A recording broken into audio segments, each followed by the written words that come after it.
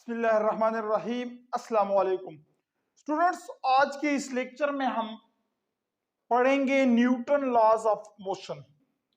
तो students start करते हैं फर्स्ट लॉ ऑफ मोशन से। स्टूडेंट्स, सर आइजैक न्यूटन ने मोशन के बारे में 3 लॉज डिस्कस किए थे, जिनको हम Newton first law, Newton second law और न्यूटन थर्ड लॉ का नाम देते हैं। स्टूडेंट्स, न्यूटन फर्स्ट लॉ में क्या कहते हैं? न्यूटन फर्स्ट लॉ में ये कहते हैं कि अगर फोर्स की एब्सेंस है, फोर्स नहीं है, तो बॉडी की मोशन क्या होगी, बॉडी की स्टेट क्या होगी। Students, first law of motion में हम क्या कहते हैं कि in the absence of any external force a body at rest will remain at rest and the body in motion will remain in motion. Students, 3 laws हैं। First law में हम force के एब्सेंस को पढ़ते हैं कि अगर फोर्स नहीं है तो क्या है, किसी बॉडी के ऊपर अगर फोर्स अप्लाई नहीं हो रही है तो वो बॉडी किस स्टेट में होगी, बॉडी की स्टेट क्या होगी। न्यूटन सेकंड लॉ में पे हम ये पढ़ते हैं कि अगर फोर्स है तो क्या है, तो वहां पे हम पढ़ते हैं कि फिर एक्सेलरेशन होगी और एक्सेलरेशन की मैग्नीट्यूड कितनी होगी। और इसी तरह न्यूटन थर्ड लॉ में हम पढ़ते हैं कि अगर फोर्स है तो उससे रिलेटेड जो है उसके अपोजिट एक रिएक्टिव फोर्स भी होगा। तो स्टूडेंट्स, आज हमारा न्यूटन फर्स्ट लॉ हम पढ़ेंगे। न्यूटन फर्स्ट लॉ का स्टेटमेंट हम किस तरह से लिख सकते हैं? स्टेटमेंट इसका क्या है कि in the absence of any external force, in the absence of any external force, a body at rest will remain at rest. A body at rest will remain in rest, and a body in motion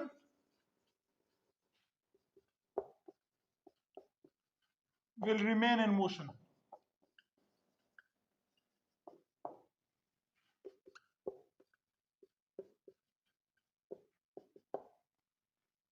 students, इस law में हम क्या देखते हैं कि अगर force zero है, अगर फोर्स जीरो है तो बॉडी में एक्सेलरेशन भी जीरो होगी, बॉडी में एक्सेलरेशन भी जीरो होगी। मतलब क्या है कि अगर किसी रेस्टिंग बॉडी के ऊपर फोर्स नहीं लग रही है तो वो बॉडी हमेशा रेस्ट में रहेगी, और अगर किसी मूविंग बॉडी के ऊपर फोर्स नहीं लग रही है तो वो बॉडी भी हमेशा के लिए मोशन में होगी। यहां पे स्टेटमेंट में मैंने क्या लिखा है कि in the absence of any external force. Student, external force का क्या मतलब है? एक्सटर्नल फोर्स का मतलब यह है कि अगर हम किसी बॉडी की बात करते हैं तो बॉडी चूंकि एटम्स और मॉलिक्यूल से बनी होती है, तो इसलिए बॉडी के इंटरनली बहुत सारे फोर्सेस होते हैं। In between the particles, particle के दरमियान फोर्सेस तो होती हैं, लेकिन हम उन फोर्सेस की बात नहीं करते, हम ओवरऑल एक्सटर्नल फोर्स की बात करते हैं कि जब तक इस बॉडी के ऊपर फोर्स नहीं लगेगी, अगर ये बॉडी रेस्ट में है तो ये हमेशा के लिए रेस्ट में रहेगी। स्टूडेंट्स, अगर ये मार्कर यहाँ पे पड़ा है और इसके ऊपर कोई फोर्स नहीं लगा रहा, अगर इसके ऊपर कोई फोर्स नहीं लगा रहा तो ये हमेशा के लिए रेस्ट में रहेगा। लेकिन अगर इस मार्कर को मैं मूव करता हूं तो न्यूटन क्या कहता है कि ये हमेशा के लिए मोशन करेगा, ये रुकेगा नहीं। लेकिन चूंकि ये सेकंड पार्ट जो है ये on the surface of the earth, इसका एग्जाम्पल इम्पॉसिबल है। वो इसलिए कि सरफेस ऑफ द अर्थ के ऊपर जो है बहुत सारे एक्सटर्नल फोर्सेस इसके ऊपर एक्ट कर रहे हैं। नंबर 1 जो है द अर्थ ग्रेविटेशनल फोर्स इसके ऊपर एक्ट कर रही है, इसलिए अगर मैं इसको मूव कराता भी हूं तो ये जमीन की तरफ जाके गिरेगा, क्योंकि एक्सटर्नल फोर्स इसके ऊपर लग रही है और वो है gravitational force, the earth gravitational force. इसी तरह जो है पार्टिकल्स है, एयर पार्टिकल्स, वो उसको रेजिस्ट कर रहे हैं, वो उसको मूव करने नहीं देते। तो इसलिए एयर रेजिस्टेंस इसको जो है मूव करने नहीं दे रही है, इसलिए ये बॉडी स्टॉप होगी। लेकिन अगर इसको मैं स्पेस में फेंकता हूं, स्पेस में जहां पे कोई एक्सटर्नल फोर्स नहीं होगा, तो ये मार्कर हमेशा के लिए मूव करेगा। जिस वेलोसिटी के साथ मैंने इसको फेंका है उसी वेलोसिटी के साथ ये तब तक मूव करेगा जब तक इसके ऊपर कोई एक्सटर्नल फोर्स नहीं लगता। तो इसलिए हम इसका स्टेटमेंट इस तरीके से भी लिख सकते हैं कि a body at rest will remain at rest and a body in motion will remain in motion until it compelled by a net force to change its state of rest or of uniform motion। जब तक इसके ऊपर कोई force न लगे जो कि इसका रेस्ट का स्टेट या मोशन का स्टेट उसको चेंज ना करे। तो स्टूडेंट्स, अगर हम इसकी मैथमेटिकल को देखते हैं तो मैथमेटिकली हम इसको किस तरीके से लिख सकते हैं या डिफाइन कर सकते हैं कि अगर फोर्स जीरो है तो एक्सेलरेशन भी जीरो होगा।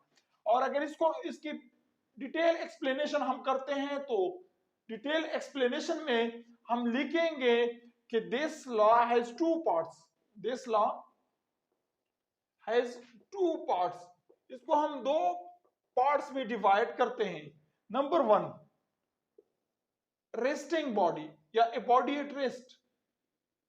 रेस्टिंग बॉडी, अगर कोई बॉडी रेस्ट में है तो उसके लिए क्या होगा, तो हम लिखेंगे कि in the absence of any external force a body at rest will remain at rest. अगर कोई एक्सटर्नल फोर्स किसी बॉडी के ऊपर नहीं लग रही है और वो रेस्ट में है तो वो हमेशा के लिए रेस्ट में होगा। और उसका हम एग्जांपल लिख सकते हैं कि a book laying on the table will remain at rest forever until someone pack it up, या until someone try या someone move it, someone apply a force to change its state of rest। और इसी तरह second part इसका क्या होगा, a body in motion या body in motion या मूविंग बॉडी।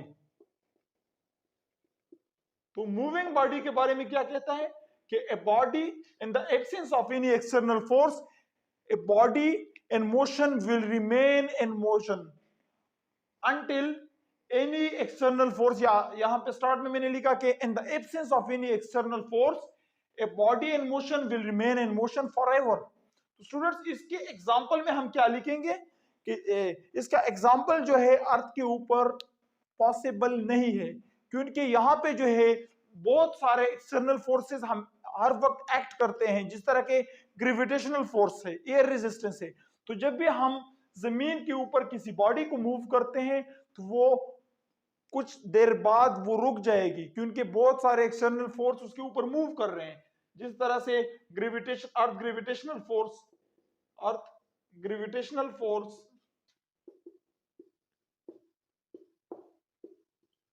या फ्रैक्शनल फोर्सेस जो हैं, फ्रैक्शनल फोर्सेस।